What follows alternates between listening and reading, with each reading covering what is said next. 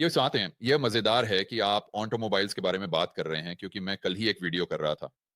आर्थिक विश्लेषण ब्यूरो पर उनकी रिपोर्ट जो शुक्रवार को आई थी और पीसी के साथ, और उन्होंने नोट किया कि खर्च में $30 बिलियन की कमी आई थी। मुझे लगता है कि ये 30.7 बिलियन है। और फिर उन्होंने एक विश्लेषण किया और सबसे पहली चीज़ जिस पर लोगों ने खर्च करना बंद कर दिया वो थी ऑटो। और ऑटो पार्ट्स। चौंकाने वाली बात तो यह है कि ऑटो पार्ट्स है ना। अगर आपकी कार खराब है तो क्या आपको ऑटो पार्ट चाहिए? हाँ, शायद। ये दिखाता है कि लोगों की वित्तीय स्थिति कितनी खराब है अगर वे अपनी कार को भी ठीक करने के लिए तैयार नहीं है। नई कारों की मांग, मुझे लगता है कि वह बिल्कुल गिर जाएगी। हाँ, मेरा मतलब है जब आप मर्सिडीज और वॉक्सवैगन और इतने सारे ऑटो निर्माताओं के साथ ये देखते हैं, यहां तक कि टेस्ला के साथ भी उनकी बिक्री काफी धीमी हो रही है। और जो आप कह रहे हैं कि क्रेडिट तंग है या बैंक उधार देने के लिए तैयार नहीं है, भले ही आपके पास नौकरी हो। मुझे स्टीव याद है, 2012 में सेवानिवृत्त हो रहे थे और मैं एक आदर्श उधार करता था, है ना? अब जानते हैं आपके पास 7 AC का क्रेडिट स्कोर था। मैंने अभी अभी बाहर जाकर कई किराए की संपत्तियां खरीदी थीं, जिनके लिए मैंने नकद में भुगतान किया था। और इन सभी संपत्तियों में मेरे पास किराएदार थे जो मुझे $1,200 प्रति माह का भुगतान कर रहे थे। और उस समय, याद रखें, ब्याज दरें शून्य थीं। और मैं एक आदर्श उधार करता था। और मैं बैंक जाता हूं और कहता हूं, अरे क्या मुझे कम से कम एक क्रेडिट लाइन मिल सकती है? जैसे मुझे नकद निकालने के लिए पुनर्वित्त भी नहीं चाहिए, बस एक क्रेडिट लाइन चाहिए। और मैं उनसे 40% एलटीवी के लिए पूछ रहा था। 40 जो कुछ भी नहीं है, जो कुछ भी नहीं है, सही? आप डिफॉल्ट करते हैं। मैं इसे पलक झपकते ही बेच सकता था। सही। और बैंक मुझे दिन का समय भी नहीं देते थे। मुझे दिन का समय भी नहीं देते थे, स्टीव। तो मेरा कहना यह है कि भले ही आपके पास नौकरी हो, अगर बैंक बढ़ते जोखिम को देखते हैं, वे फिर भी आपको उधार नहीं देंगे, चाहे फेड क्या कर रहा हो, चाहे वह कर्व के फ्रंट एंड के साथ हो या मात्रात्मक सहजता के साथ। हाँ, ये दिलचस्प नहीं है, फेड दरें कम करता है, लेकिन बैंकों के पास प्रणाली का नियंत्रण होता है और मुझे लगता है कि हम वहीं पहुंचते हैं। यहाँ जो हो रहा है वह ये है कि हम एक क्रेडिट आधारित अर्थव्यवस्था में हैं। तो आप अर्थव्यवस्था में नया पैसा कैसे लाते हैं? खैर, वाणिज्यिक बैंक इसे तब बनाते हैं जब वे उधार देते हैं, न कि क्रेडिट यूनियन, न ही क्षेत्रीय बैंक। आपको वाणिज्यिक बैंक होना चाहिए। नया आहरण प्रणाली में नया पैसा। अब उसी समय जैसे ही वह मूल मूल्य वह आरण चुकाया जाता है, चाहे वह मासिक हो या जैसे भी आप उसे चुका रहे हो, वह पैसा नष्ट हो जाता है। तो इस अंत में आपको अर्थव्यवस्था में बाहर आने के लिए, घूमने के लिए, इसे शक्ति देने के लिए नए पैसे की शुद्ध सृजन की आवश्यकता होती है। और फिर भी उसी समय ये बैंक ही हैं जो वास्तव में हमें इन मंदियों में ले जाते हैं। आप देखते हैं कि ये कैसे होता है। बैंक अर्थव्यवस्था को धीमा होते हुए देखना शुरू करते हैं और वे देखते हैं और कोई आता है और वे सोचते हैं, मुझे नहीं पता कि मैं आपको आरण देना चाहता हूं या नहीं, क्योंकि मुझे यकीन नहीं है कि आप इसे वापस चुकाएंगे। तो वे क्रेडिट मानकों को कड़ा करना शुरू कर देते हैं।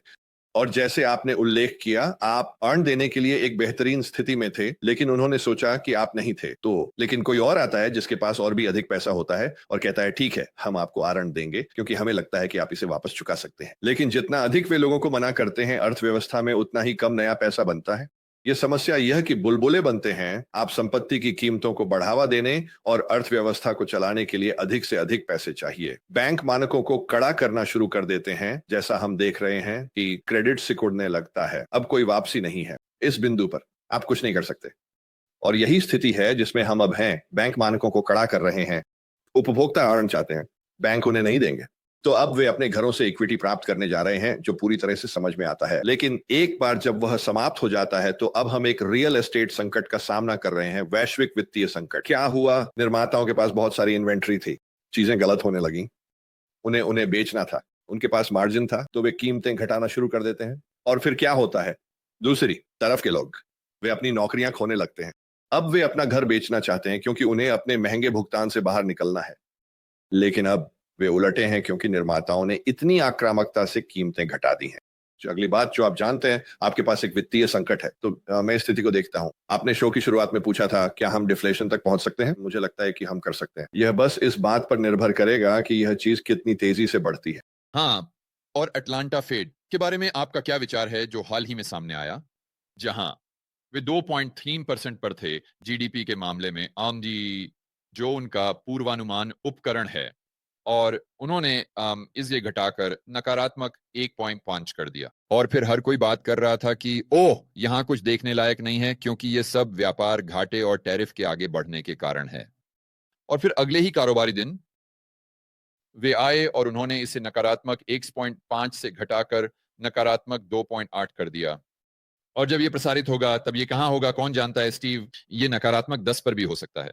हम इंतजार कर सकते हैं।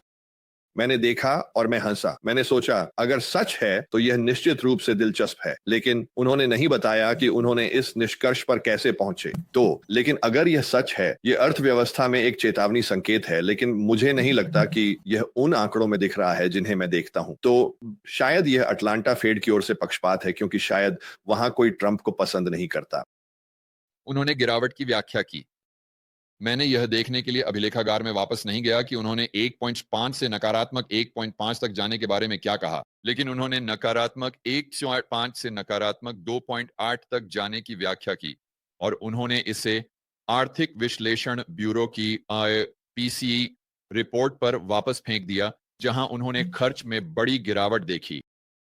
हाँ, ये समझ में आता है। तो मेरा मतलब है मैं नहीं, मुझे यह दिलचस्प लगता है कि पीसी ने इतनी बड़ी गिरावट दिखाई जब हमने इसे कहीं और नहीं देखा। आमतौर पर जैसा कि आप जानते हैं, कुछ उच्च आवृत्ति डेटा कहीं अधिक दिलचस्प होते हैं। लेकिन अगर यह सब सच है और वह संख्या सही है और अटलांटा फेड ने जो देखा है वह और भी खराब होने वाला है, तो जब वह वास्तविक संख्या गिरेगी तो ये काफी चौंकाने वाला होगा। तो आपने जो कुछ भी कहा उसके आधार पर मैं मानूंगा कि आप वस्तुओं पर अत्यधिक मंदी होंगे। खैर, कुछ वस्तुओं पर मैं तेजी से हूं। तो आप वस्तुओं पर तेजी से क्यों हैं? कुछ कृषि वस्तुओं पर, क्योंकि हम ये टैरिफ क्यों लगा रहे हैं? खैर, यह सिर्फ व्यापार संतुलन बनाने के लिए है। और ट्रंप को एक चीज क्या करनी है? उन्होंने किसानों से कहा कि वह उनके लिए चीजें ठीक कर देंगे। खैर, क्या है? हर सौदा जो उन्होंने पहले करने की कोशिश की है वह ऐसा रहा है, ठीक है, हम आपके सामान को अंदर आने देंगे, लेकिन आपको हमारे कृषि सामान खरीदने होंगे। तो मुझे लगता है कि कृषि सामान के लिए कुछ मांग होगी। अब कौन से विशेष रूप से मुझे नहीं पता, लेकिन मैं उस पर थोड़ा तेजी से हूं। लेकिन विशेष रूप से चीन जैसे देश हैं जिन्हें हमारी जरूरत है या उन्हें खाद्य आयात चाहिए, वे हमसे खरीदेंगे। और मुझे लगता है कि ट्रंप यही करने की कोशिश कर रहे हैं। यहाँ है, अरे मैं एक दीवार खड़ी करने जा रहा हूं और फिर आपको बातचीत की मेज पर लाऊंगा और फिर हम फिर से बातचीत करेंगे जहां आप हमसे खरीदेंगे, बजाय इसके कि जैसे ब्राजील या जहां कहीं और से आप अपने सामान खरीद रहे हैं। तो मैं उस पर तेजी से हूं, लेकिन जब ये चीज फूटेगी तो मैं यहाँ बॉन्ड्स पर और भी ज्यादा तेजी से रहूंगा। ठीक है, तो शायद तेल की तुलना में अधिक सॉफ्ट कमोडिटीज। ओह, तेल पर बिल्कुल भी तेजी नहीं। मैं तेल पर बहुत ज्यादा मंदी नहीं रहूंगा, क्योंकि फिर से आप देखते हैं कि लोग बेरोजगारी में जा रहे हैं, उनका खर्च कम हो जाएगा, उनकी ऊर्जा का उपयोग घट जाएगा। जैसा कि आप जानते हैं, आर्थिक विस्तार बढ़ती ऊर्जा मांगो और कम से कम बढ़ती ऊर्जा कीमतों से प्रेरित होते हैं, लेकिन मंदी बिल्कुल विपरीत होती है। तो हाँ, निश्चित रूप से सॉफ्ट कमोडिटीज ऊर्जा जैसी हार्ड कमोडिटीज नहीं। हाँ, और इसी संदर्भ में मैंने आज देखा कि तेल फिर से बहुत नीचे था। मुझे ठीक से याद नहीं है कि ये कहाँ है, लेकिन ये शायद 65 के करीब पहुंच रहा है। और मुझे पता है कि सीएनबीसी वाले इसका दोष ओपेक प्लस पर उत्पादन बढ़ाने के लिए दे रहे हैं। लेकिन जब भी मैं तेल में इतनी बड़ी भारी गिरावट देखता हूं, तो मैं हमेशा खुद से पूछता हूं, ठीक है, यह आपूर्ति पक्ष की चीजें हो सकती हैं, लेकिन क्या यह अधिकतर मांग पक्ष की चीजें हैं? हाँ, यह मांग है। मैं इस तथ्य को देखता हूं कि ओपेक को अधिक उत्पादन करना ही था। यह समय था, क्योंकि वे कीमत को उस स्तर पर नहीं ला सकते जहां वे चाहते हैं। उन्हें आपूर्ति में कटौती, लेकिन अंततः लोग धोखा देना शुरू कर देंगे, है ना? आप कहते हैं आप कुछ समय तक पीटर को लूट कर पॉल को भुगतान कर सकते हैं, और कभी इन देशों में से कुछ कहने लगेंगे हमें पैसे की जरूरत है, हमारे पास बहुत सारा कर्ज है, हमने वास्तव में बिलों को बढ़ा दिया है, तो हम क्या करें? हम पंप करते हैं। तो उसी समय आप देखेंगे कि राजस्व उत्पन्न करने के लिए अधिक पंपिंग हो रही है, जबकि मांग घट रही है। तो हाँ, मेरे लिए तेल की कीमतों का गिरना आर्थिक मजबूती का संकेत नहीं है अभी। एक उभरती हुई अर्थव्यवस्था में अगर थोड़ी सी मंदी होती है तो तेल में पर्याप्त गिरावट आती है। हाँ, ये मायने रखता है, क्योंकि ये खर्च को मुक्त करता है। इस बिंदु पर मुझे लगता है कि अमेरिका के लिए, उपभोक्ता के लिए ये बहुत देर हो चुकी है। हाँ, ये समझ में आता है। तो 2025 के लिए डॉलर पर आपके विचार क्या हैं? ओह, डॉलर, ये काफी दिलचस्प है। तो अंततः डॉलर एक सुरक्षित ठिकाना है। तो अगर हमें कोई संकट मिलता है तो डॉलर सीधे आसमान छूने वाला है। आप जानते हैं Brent Johnson milk shake theory, वह चीज सीधी ऊपर जाने वाली है। यह हमेशा ऐसा ही करता है। अभी हम कुछ कमजोरी देख रहे हैं। मुझे लगता है कि अल्पकाल में जब तक हमें अर्थव्यवस्था पर कोई विनाशकारी प्रभाव नहीं पड़ता, आप जानते हैं निकट भविष्य में मुझे लगता है कि डॉलर कमजोर होगा और फिर एक समय आता है जब चीजें बिखरने लगती हैं। और अगली बात, आप जानते हैं ब्याज दरें नीचे आती हैं, फेड कटौती शुरू करता है और डॉलर सीधे ऊपर जाने वाला है। हाँ, तो ज्यादातर लोग इसे सुनकर कहेंगे, स्टीव, अगर फेड कटौती कर रहा है तो क्या इसका मतलब नहीं है कि डॉलर नीचे जाएगा क्योंकि ब्याज दरों के अंतर के कारण? लेकिन मैं मान रहा हूं कि आप जो संकेत दे रहे हैं वह यह है कि अगर फेड 1 या 0 तक कटौती कर रहा है, जो भी कटौती हो, तो ईसीबी और जापान के बैंक तेजी से कटौती करने वाले हैं। खैर, हर कोई कटौती करने वाला है। ये फिर से शून्य पर वापस जाएगा और हर कोई कहता रहता है ये संभव नहीं है।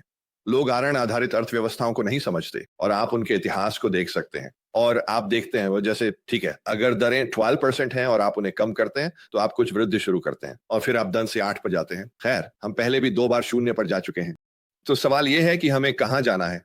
ओह खैर, क्या इस बार 2% काम करेगा? खैर नहीं, आपको शुरुआत में फिर से शून्य पर जाना होगा क्योंकि पूरा लक्ष्य यह है कि मुझे उन लोगों को जिन्होंने पहले की दरों पर सामान खरीदा था कम दरों पर पुनर्वित्त करवाना है। और लोग हैं जिनके पास कम ब्याज दर बंधक है। समस्या यह है कि शून्य उत्तर नहीं है। हमें नकारात्मक दिशा में जाना चाहिए जो फेड नहीं कर सकता। हमें दरों को नीचे लाना है, वे हमेशा के लिए कम होती जाएंगी। ये कुछ हद तक डॉलर की तरह है। लोग कहते हैं खैर डॉलर अपनी क्रय शक्ति नहीं बनाए रखता। खैर, इसका कभी ऐसा इरादा नहीं था। वास्तव में अगर वैश्विक अर्थव्यवस्था बढ़ रही है तो आप अधिक डॉलर बनाते हैं। डॉलर धीरे धीरे समय के साथ मूल्य खो देता है। यदि आप अपनी क्रय शक्ति की रक्षा करना चाहते हैं तो अपने डॉलर से कुछ खरीदें। रियल एस्टेट या संग्रहणीय वस्तुएं, कला, कुछ भी खरीदें, कुछ और खरीदें। यहां भी वही बात सच है।